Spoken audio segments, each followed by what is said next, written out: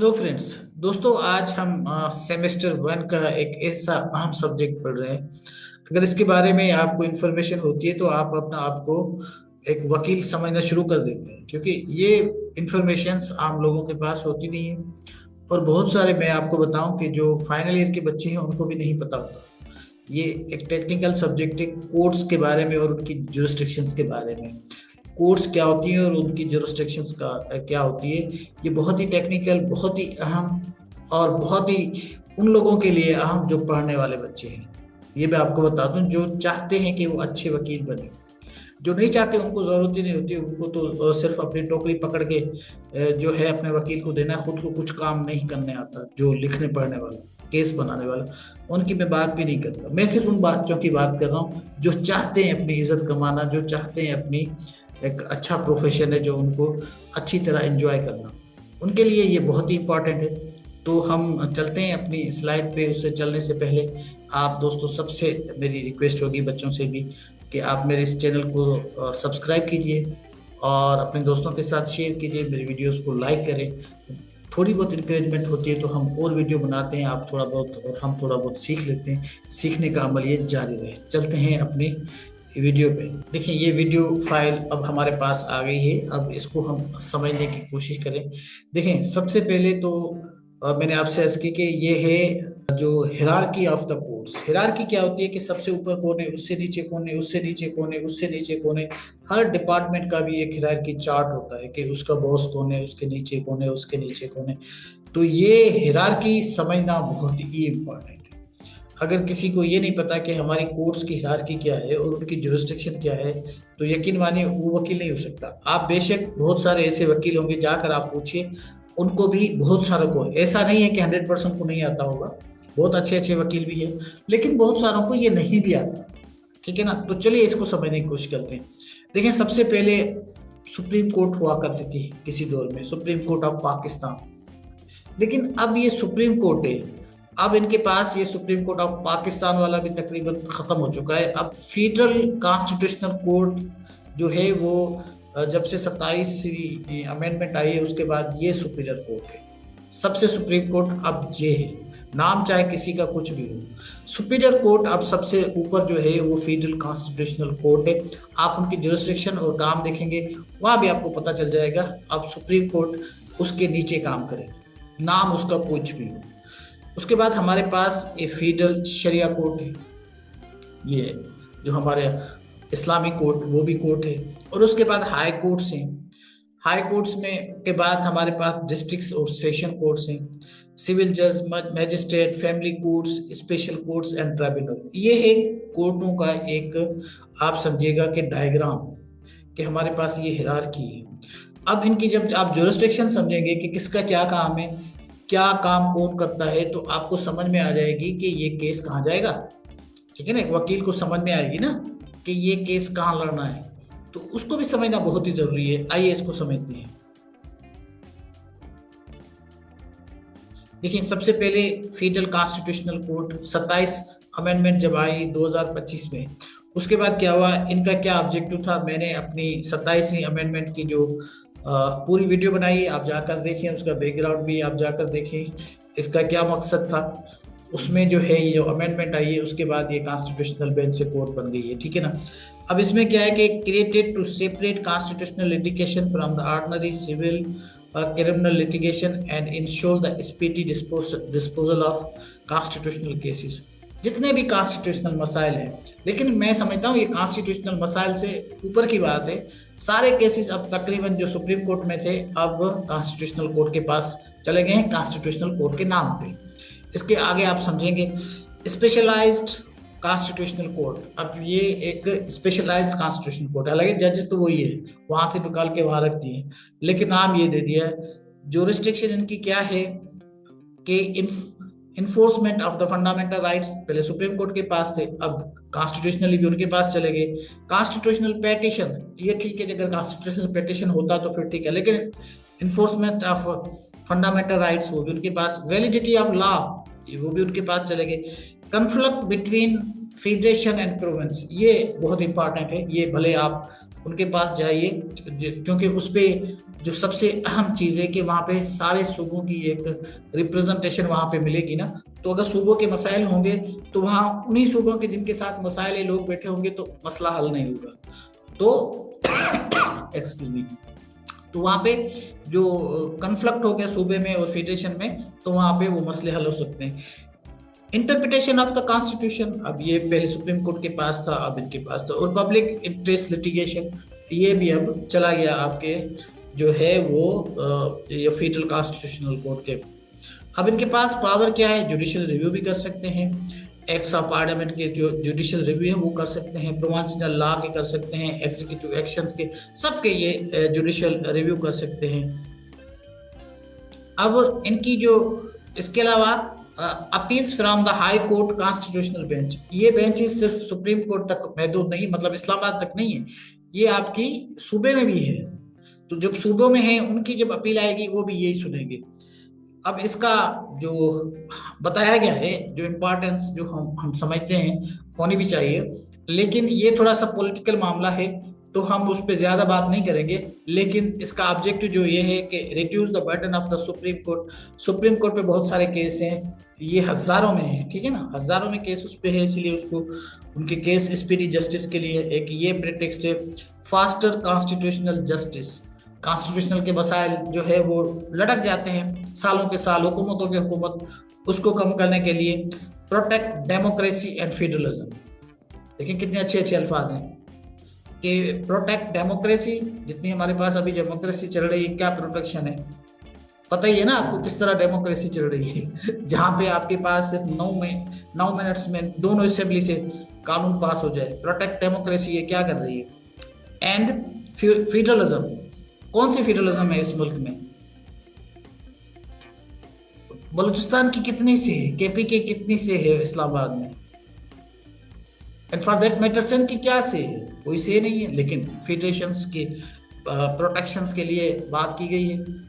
अब आते हैं हम सुप्रीम कोर्ट में, ये काम आपकी जो नई कोर्ट आएगी वो करेगी, ठीक है ना।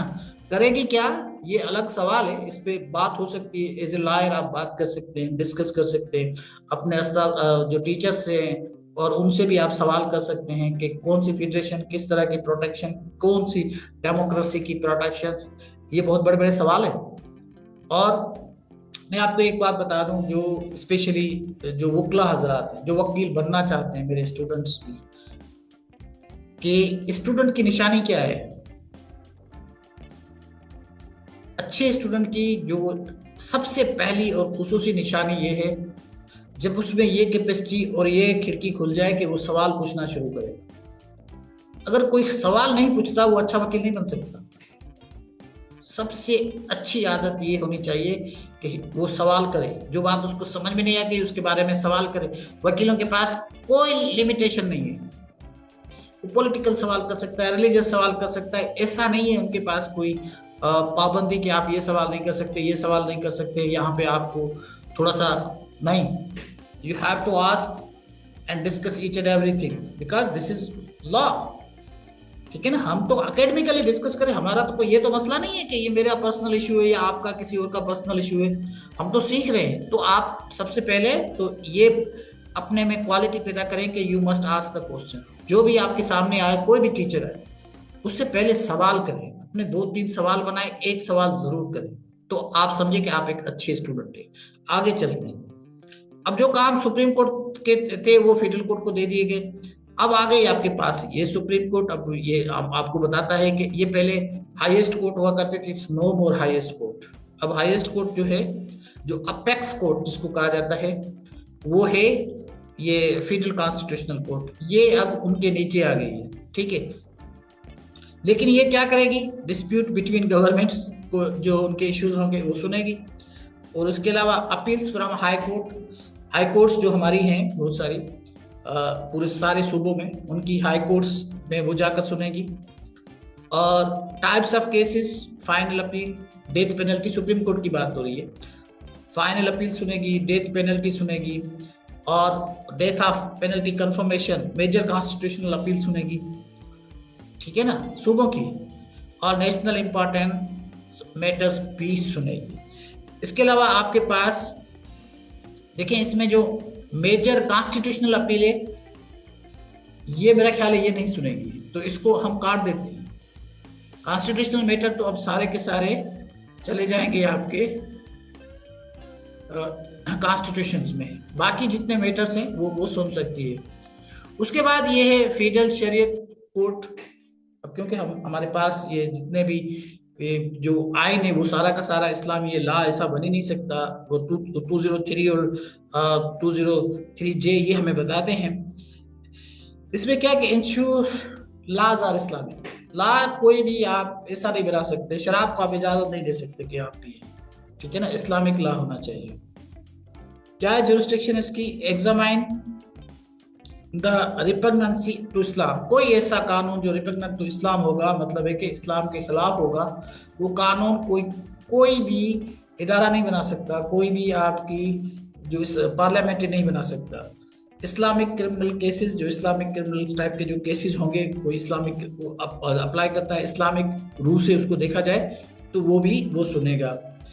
डिक्लेयर लॉ अन इस्लामिक, अगर वो समझता है कि उसके पास ये पावर है, अन इस्लामिक उनको करार दे सकता है। आते हैं हाई कोर्ट्स में। अब हाई कोर्ट्स में क्या चीजें हैं?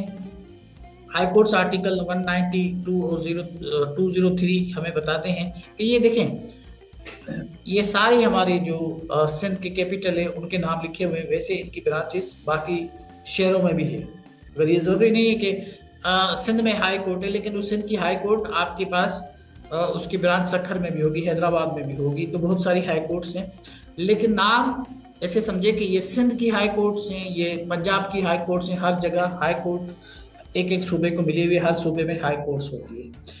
हाई कोर्ट्स की फिर ब्रांचेस होती हैं, हर सिंध में अलग से होंगी, पंजाब में अलग से होंगी, हर शहर में अलग अलग उनकी, लेकिन वो भी हाई कोर्ट ही है, ठीक है ना, उनकी ब्रांचेस होगी, वो हाई कोर्ट होंगी।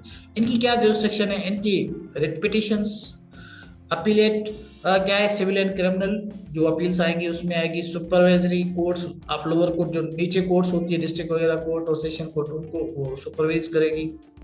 Administrative appointment discipline of the subordinate judiciary, ठीक है। अब इनके पास जो रिट्स आती है उनको वो जो देखते हैं। सबसे पहले मैं, हालांकि ये सिर्फ नाम ही थे इसमें, लेकिन मैं आपको इसीलिए बता रहा हूँ कि यहाँ पे पहले मैं ये समझा चुका हूँ एक किसी लेक्चर में, यहाँ पे इसीलिए बता रहा हूँ कि अब आपको पता चले कि ये रिट्स होती क्या है, इनकी टर्मिनोलॉजी क्या है, ठीक है। ये जब आपको समझ आ जाएगी तो आपको पता चलेगा कि ये कहाँ इनका क्या काम है, ठीक है ना। तो ये भी बहुत ज़रूरी है, आप इनको बार बार रिपीट करें। जो फर्स्ट ईयर वाले बच्चे हैं बार बार लिखें, इनको सुने। हो सकता है अभी मैं आपके साथ पढ़ रहा हूँ, कोई आगे पीछे हो सकता है, ठीक है ना, तो मैं पहले ही आपसे जो है वो माजरत कर चलता हूँ कि हो सकता है मैं गलत पढ़ लूँ, हो सकता है कहीं आगे पीछे 19-20 हो जाए, इससे कोई फर्क नहीं पड़ता। लेकिन आपको पता हो, उनकी माने पता हो, आप समझ जाए, ठीक है ना। तो ये है पहले हैबीज कॉर्प्स। इसकी मतलब क्या है? You may have the body. अब हमारे पास क्या होता है कि पुलिस अगर कभी ऐसा होता है कि वो अरेस्ट कर देती है, डिटेन कर देती है किसी बंदे को, कोई भी पर्सनल किसी को डिटेन कर देता है, तो उसको ये इलीगल है, उसको कोर्ट में पेश करना होता है। It issued by the court directing a person और अथॉरिटी, किसी बंदे को या अथॉरिटी को, who is illegally detain someone to produce the detain person before the court. अगर कोर्ट के सामने वो नहीं पेश करता तो वो इलीगल हो जाता है। हमारे पास क्या होता है, ये आपके लिए सवाल है, सोचिए कि बंदे उठाए जाते हैं, कोई उस पर आते नहीं, कोर्ट में उसको अपीयर नहीं करते। कुछ ऐसे बंदे हैं ना जो उठाए जाते हैं, पता ही नहीं होता, ठीक है, तभी उसको कहते हैं शायद मिसिंग पर्सन। और उसके बाद एंड जस्टिफाई द डिटेंशन, अपनी जस्टिफिकेशन भी बताएगा, मैंने भाई इसको किस लिए लिया है। और पुलिस से रिमांड लेता है तो वो अलग बात है, उसको बताएगी जाके, उसके पास होगी justification. Purpose personal liberty and prevent the legal all the unlawful detention.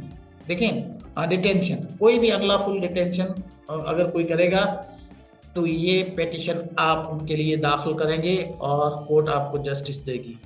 अच्छा, वेन इशूड, कब आप करेंगे? इलीगल अरेस्ट अगर हो, डिटेंशन विदाउट लॉफुल अथॉरिटी हो, आपके पास एफआईआर नहीं हो, आपको किसी ने कर दिया मेलाफाइड कस्टडी। मेलाफाइड से कस्टडी मतलब बदनीयती, उसकी कोई बदनीयती नजर आए आपको। मिसिंग पर्सन केसेस, वो तो अक्सर होते रहते हैं आपके पास, आपको पता ही है ना।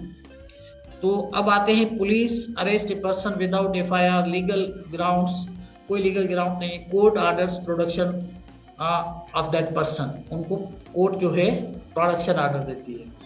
वैसे हमारे पास प्रोडक्शन ऑर्डर असेंबलियों में भी होते हैं, जब असेंबली मेंबर अरेस्ट हो जाते हैं ना, तो फिर कोर्ट के को रुजू किया जाता है कोर्ट, बल्कि हमारे जो स्पीकर हैं वो प्रोडक्शन ऑर्डर देते हैं कि आप, ये हमारा बंदा जेल में है लेकिन है एमएनए या एमपीए, तो इसको हमारा इजलास चल रहा है, ये पब्लिक मैटर है, तो वो प्रोडक्शन ऑर्डर देती है, वो रिलीज होके अपना असेंबली का जो इजलास होता है वो उसको अटेंड करते हैं, ठीक है ना। तो यहाँ पर पुलिस जो है वो प्रोडक्शन ऑर्डर देती है, भाई इसको अपियर करो, इसको जाहिर करो।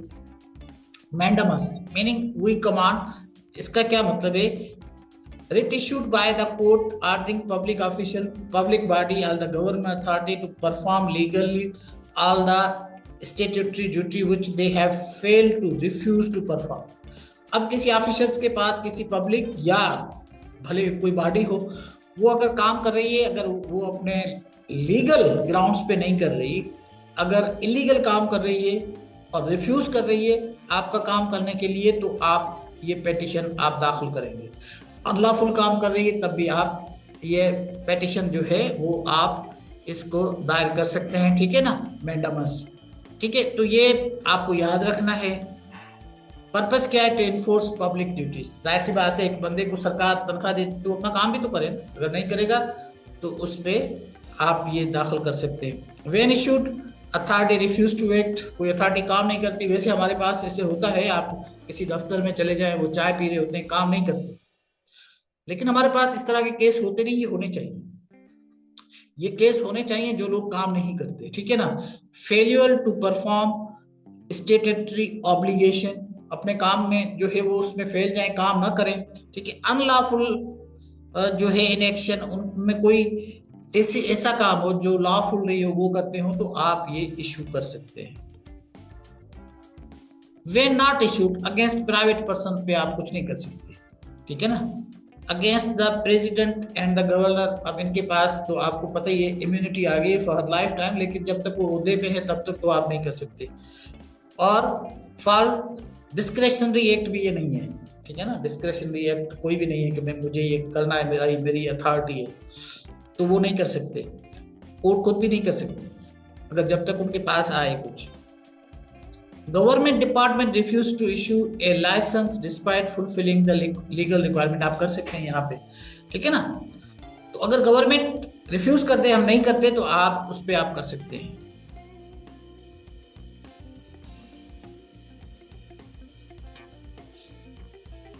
अब ये थोड़ा सा मुश्किल लफ्ज है ना, ये है सेरिटोरी राइट। इसका मतलब है कि आप to be certified to be inform. इसका क्या मतलब है, आप देखें, इसका मतलब है कि a writ issued by the higher court to quash और कैंसिल एन ऑर्डर और the decision of the lower court tribunal authority that acted. आप किसी को कोई समझते हैं कि ये गलत काम हुआ है, कोई गलत फैसला आया है आपकी लोअर कोर्ट ने, उसको क्वाश करना है, क्वाश करना का मतलब है खत्म करना है, तो आप कर सकते हैं, ठीक है। विदाउट ज्यूरिसडिक्शंस आप कर सकते हैं। Beyond the jurisdictions are involve ना, विदाउट ज्यूरिसडिक्शंस, अगर कोई विदाउट ज्यूरिसडिक्शंस पे किसी और ने कर दिया है तो आप कर सकते हैं। Beyond the jurisdictions or in violation of the law of the natural justice, अगर इंसाफ नहीं हुआ तब भी आप कर सकते हैं। टू करेक्ट द जुडिशियल और द क्वासी जुडिशियल एरर्स, हम यहाँ पे कोई एरर नहीं होना चाहिए, कोई मिस्टेक नहीं होनी चाहिए, हम उसको करेक्ट करना चाहते हैं, ठीक है ना। तो ये कोर्ट उसको करेक्ट करेगी। लेक ऑफ, इसमें भी क्या कब होगी, जैसे शुरू में था ना विदाउट ज्यूरिसडिक्शन, तो अब इसमें कब इशू होगी वो आपको आगे भी बता रहा है। लेक ऑफ ज्यूरिसडिक्शन, किसी कोर्ट का कोई ज्यूरिसडिक्शन नहीं है। ज्यूरिसडिक्शंस का मतलब है हुदूद, कि कहाँ कहाँ वो काम कर सकते हैं। जैसे हमारे पास हर जगह पे थाने होते हैं, हर इलाके का एक ज्यूरिसडिक्शन थाना होता है, तो आपको रिपोर्ट वहीं करानी होगी। यहाँ भी कुछ एरियाज, ज्यूरिसडिक्शंस ऑफ द एरियाज है, क्या क्या काम कोर्ट कर सकती है। ऐसे नहीं है कि आप सिविल वाला को काम कोर्ट उसमें चले जाएं, क्रिमिनल में चले जाएं, तो ये इसको ज्यूरिसडिक्शन कहा जाता है। बयास, अगर बदनीयती, violation of the due process को भी फॉलो नहीं किया, इलीगल प्रोसीजर, को इलीगल प्रोसीजर हुआ है। Example, a tribunal decides a case without giving hearing decisions quashed, ठीक है ना। अगर किसी को सुना ही नहीं है और किसी ट्राइब्यूनल ने उसने कोई फैसला दे दिया है, तो उसके लिए भी आप जा सकते हैं। और उसके बाद प्रोहिबिटेशन, रोकना, टू फॉरबिड। अब ये कौन सी रिट है? ये कहती है कि writ issued by the higher court to stop lower court और the tribunal from containing proceeding that exceed jurisdiction or unlawful. Jurisdiction जो है वो अनलॉफुल है, वो एक्सीड हो चुकी है। To prevent illegal proceeding before they are completed. चल भी रही है, आप जाके कह सकते हैं कि भाई ये इनकी जुरिस्डिक्शन नहीं है, तो वो उसको रोक सकते हैं। प्रिवेंटिव मेजर्स जिसको कहते हैं ना। व्हेन इश्यूड केस पेंडिंग, कोई केस पेंडिंग में हो। अथॉरिटी एक्टिंग बियॉन्ड पावर, कोई भी अथॉरिटी हो वो अपने पावर से कुछ ज्यादा अगर एक्ट कर रही हो तो वो भी हो सकता है।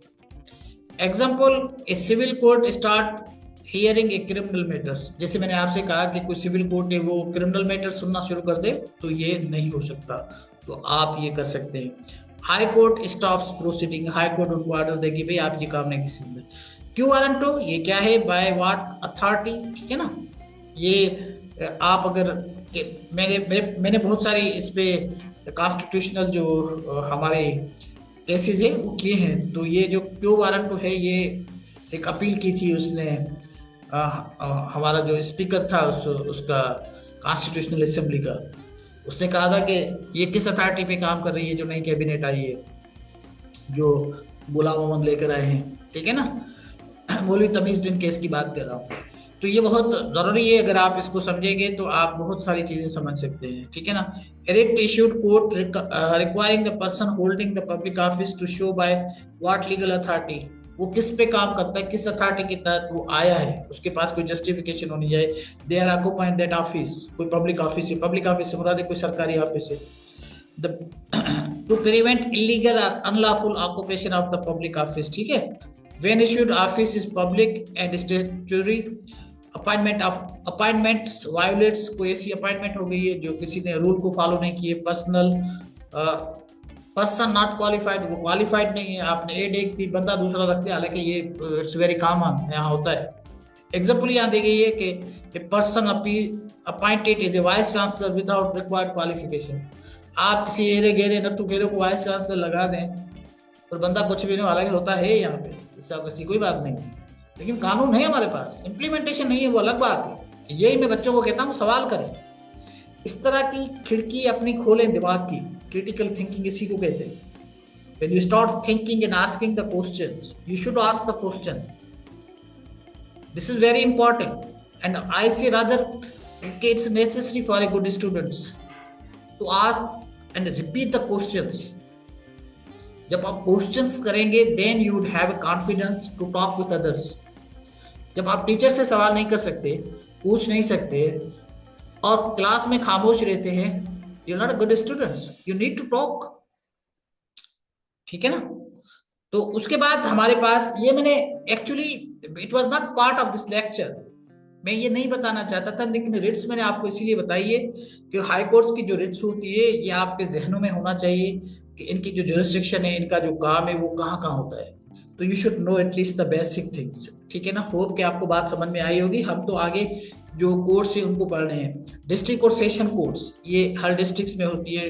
2 कैटेगरीज होती है, सिविल साइड, डिस्ट्रिक्ट जज, सिविल जज, क्रिमिनल, सेशन जज, ठीक है ना, और मैजिस्ट्रेट्स होते हैं। जुरिस्डिक्शंस क्या होती है, ये जो मैटर्स होते हैं प्रॉपर्टी के, सिविल के क्या होते हैं, प्रॉपर्टी डिस्प्यूट्स, किसी के प्रॉपर्टी में आपस में झगड़ा हो गया, ठीक है ना, जिसका आपने डैमेज कोई क्लेम कर दिया। कॉन्ट्रैक्ट, किसी का कोई कॉन्ट्रैक्ट है उसकी वायलेशन हो गई, डैमेजेस। इनहेरिटेंस, ये इनहेरिटेंस अक्सर आप किसी भी कोर्ट में चले जाएंगे, ये इनहेरिटेंस के बहुत केस आते हैं। एक दूसरे के खिलाफ भाई बहन रिश्तेदार केसेस कर रहे होते हैं कि वो कहते हैं कि ये मुझे इतनी प्रॉपर्टी नहीं मिली, मैं इसका हिस्सेदार था। तो अक्सर आपकी फैमिली में भी होता होगा। और उसके बाद क्रिमिनल